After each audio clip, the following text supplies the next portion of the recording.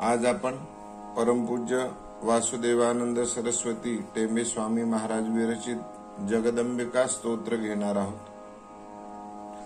अथ जगदंबिका स्तोत्रम् ऐन्द्रियादिशक्ति सहिता या जयन् महिषासुरम् ह्रीं बीजजापि तुष्टान्तां महाशक्तिं नमाम्यहम्।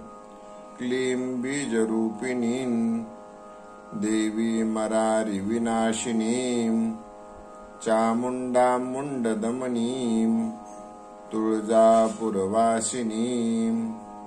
मुण्डमाला लसद्देहां मोहान्धः तमसापहां डाकिन्यादिकृतार्तिघ्नीं प्रणमामि महामतिम्।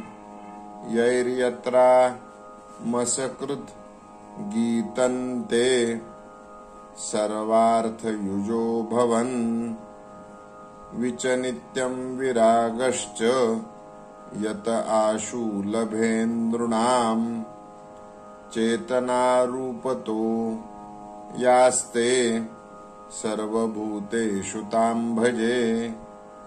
प्रसीद देवी सतत मपराधान् क्षमस्व मे।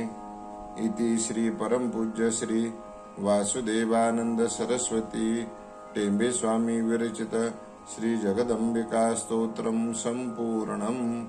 ओम।